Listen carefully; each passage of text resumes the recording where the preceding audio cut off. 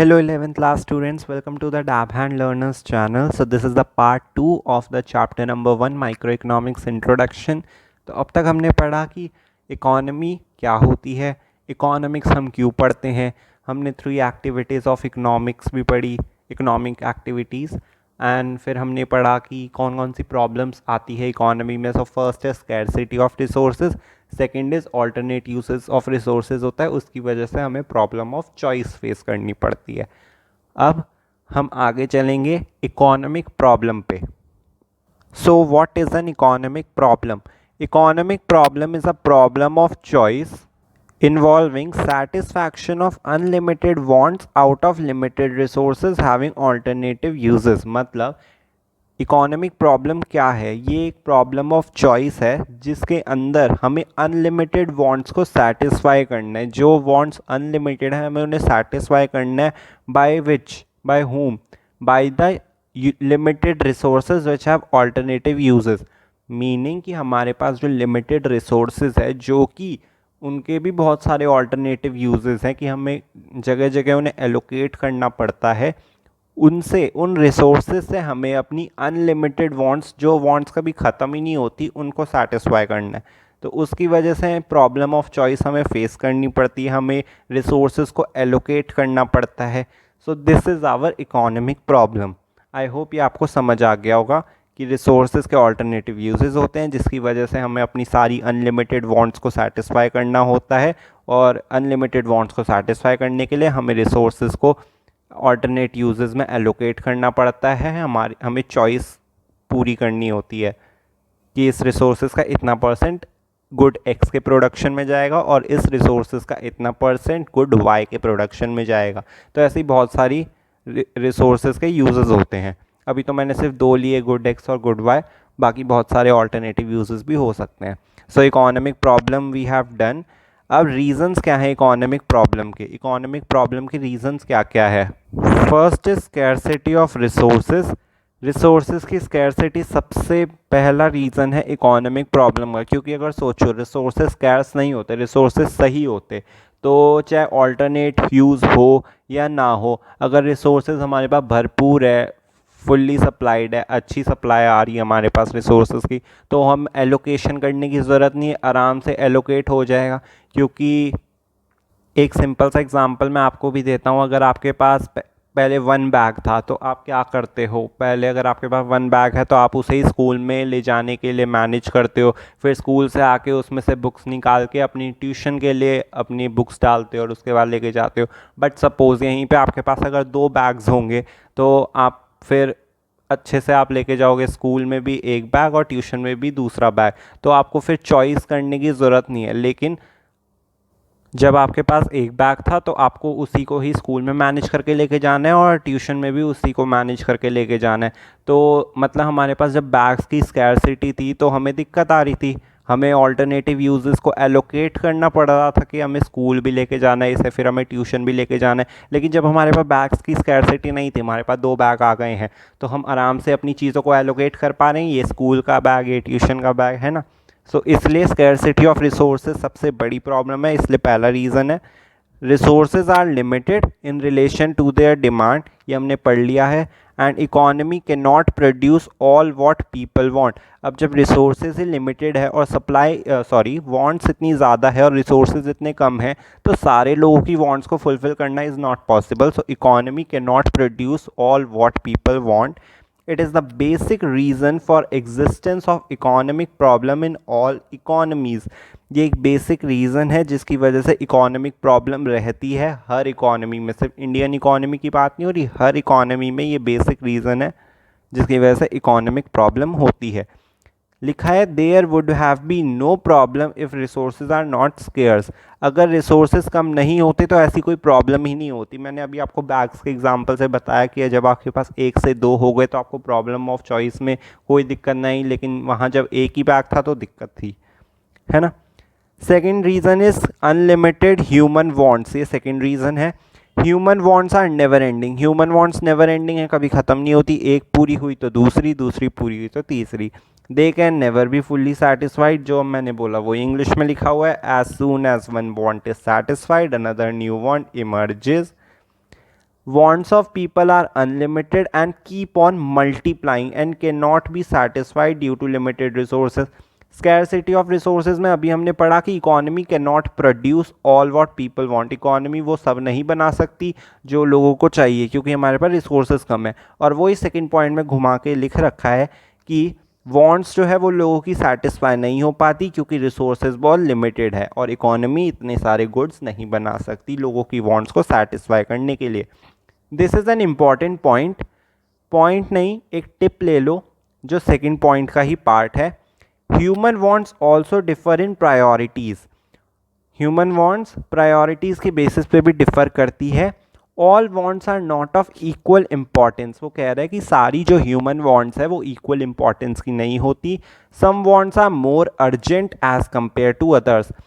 कुछ वांट्स ज़्यादा अर्जेंट होती है एज दूसरी वांट्स के बेसिस पे. Due to this reason people allocate their resources in order of preference to satisfy some of their wants. अगर मैं आपको इसका एक एग्जांपल दूं कि जनरली एक चाइल्ड साइकोलॉजी होती है कि स्कूल से जब वो वापस आता है तो उसे कुछ चीज़ याद नहीं आती, लेकिन रात को जब 10 बज जाते हैं तब उसे जाके याद आता है कि अगले दिन चार्ट पेपर लेके जाना है स्कूल में. और अब मैं इसी बच्चे का एग्ज़ाम्पल देता हूँ कि उसे चार्ट पेपर भी लाना है स्टेशनरी शॉप से और उसे प्रिंट आउट भी निकालना है साइबर कैफ़े से.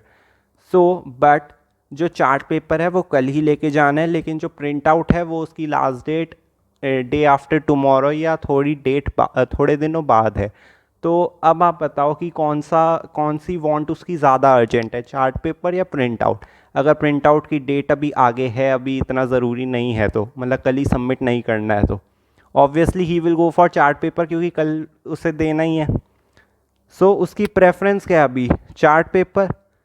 तो वो उस बेसिस पे फटाफट स्टेशनरी शॉप पे पहले जाएगा. साइबर कैफ़े अगर बंद भी है तो उसके लिए प्रॉब्लम नहीं है, लेकिन वो भाग के पहले स्टेशनरी के शॉप पे जाएगा.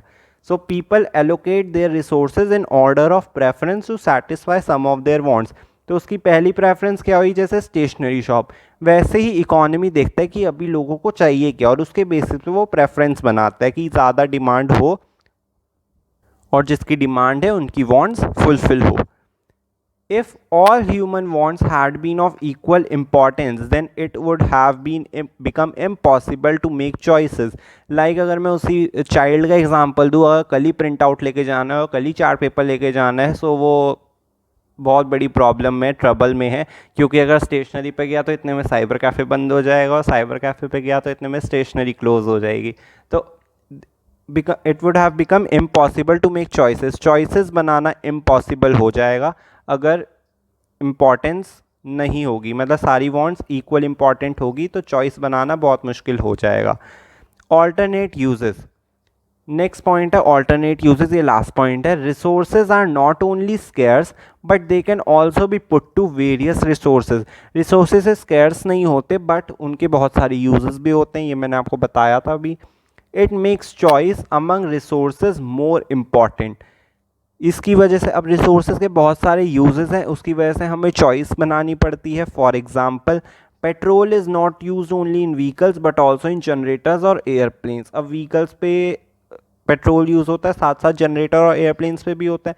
तो हमें तीनों चीज़ों पे ध्यान देना है, क्योंकि अगर एक चीज़ पे ज़्यादा ध्यान दिया तो इन दोनों का क्या काम अगर इनमें पेट्रोल ही नहीं है तो. So we have to look in 3 gadgets. तीनों गैजेट्स पे हमें देखना है कि तीनों गैजेट्स एफिशिएंटली वर्क करें, तो पेट्रोल को वैसे ही एलोकेट करना है. As a result economy has to make choices between the alternative uses of resources. और इकोनॉमी को फिर चॉइस बनानी पड़ती है ऑल्टरनेट यूजेस ऑफ रिसोर्सेज में. पेट्रोल का अगर मैं 50% व्हीकल्स को दूँ तो मेरे को 30 या 20% जनरेटर्स या एयरप्लेन्स को देना पड़ सकता है या पड़ेगा. वरना अगर इसे मैं पूरा 100% कर दूँ, फिर इन दोनों का क्या काम, ये तो क्रॉस हो जाएंगे, इनका तो कोई यूज़ नहीं, इनका आउटपुट ही ज़ीरो हो जाएगा. तो इसलिए हमें एलोकेशन करना पड़ता है ताकि तीनों चीज़ें अच्छे से यूज़ हो, लोगों की वांट सेटिस्फाई हो.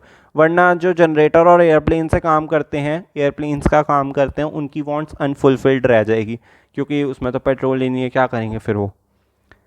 फीचर्स ऑफ रिसोर्सेज के फीचर्स क्या है, एक तो वो स्कैर्स है, लिमिटेड है और रिसोर्सेज के ऑल्टरनेटिव यूजेस हैं. और ह्यूमन वांट्स की क्या फीचर्स हैं कि ये अनलिमिटेड है, ह्यूमन वांट्स अनलिमिटेड है, दे can never be fully satisfied. एक वांट सेटिस्फाइड तो अनदर न्यू वांट इमर्जेस, एक नई वांट और आ जाती है। दे डिफर इन प्रायोरिटीज़, कुछ वांट ज़्यादा अर्जेंट होती है दूसरे से। सो आई होप इतना आपको क्लियर हो गया होगा। Next is meaning of economics. Economics का मीनिंग क्या है? So now meaning of economics. Economics is a social science. ये बात तो 11th क्लास स्टूडेंट्स को अच्छे से पता है कि आप SST 10th क्लास तक पढ़ते आए हो और 9th और 10th में आपने इकोनॉमिक्स पढ़ी थी। Economics is a social science which studies the way a society chooses to use its limited resources, which have alternate uses, to produce those goods and services and to distribute them among different groups of people.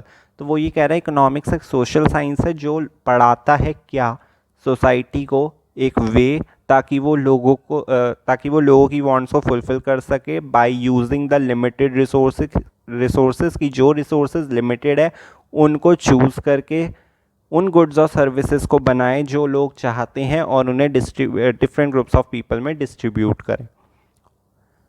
Now next topic is, what is economics all about? It is all about making choices in the presence of scarcity. Scarcity की presence होने पर भी हमें choices कैसे बनानी है, मतलब कि हमारे पास बहुत सारे कम रिसोर्सेज हैं, अब कम रिसोर्सेज को कैसे यूज़ करें उसके बेसिस पे हमें चॉइसेस बनानी है कि ये इसका परसेंट इतना इसमें, इसका परसेंट इसका गुड वाई में, इसका गुड एक्स में। तो ऐसे हमें चॉइसेस कैसे बनानी है in the presence of scarcity, ये हमें इकोनॉमिक्स बताता है। It studies human behaviour as a relationship between means and ends. Meaning कि एक ह्यूमन बिहेवियर हमें पढ़ाता है कि ह्यूमन बिहेवियर जिसकी रिलेशनशिप होते हैं मीन्स यानी कि रिसोर्सेज और एंड्स यानी कि वांट्स, मतलब रिसोर्सेज को कैसे यूज़ करें ताकि लोगों की वांट सेटिस्फाई हो, ये हमें इकोनॉमिक्स पढ़ाता है। Economics aims to ensure that resources are used in the best possible manner. Resources अच्छे से यूज़ हो, बेस्ट पॉसिबल मैनर में यूज़ हो, ऑप्टिमम यूटिलाइजेशन हो, ये इकोनॉमिक्स एम करता है कि रिसोर्सेज अच्छे से यूज़ हो, अंडर यूटिलाइजेशन ना हो, ना वेस्टेज हो। मतलब आप इसे बड़ी टर्म में ये भी कह सकते हैं कि इकोनोमाइजिंग ऑफ रिसोर्सेज हो, अभी हमने पढ़ा था पिछली लेक्चर में। सो आई होप आपको क्लियर हो गया होगा। And if you like my lecture, please like, comment, share and subscribe my channel, hit the bell icon so you will get notified every time. This is all for today, and if you have any doubts and queries, do comment. Thank you so much. Have a nice day. Be ready for part 3. Thank you so much. Have a nice day.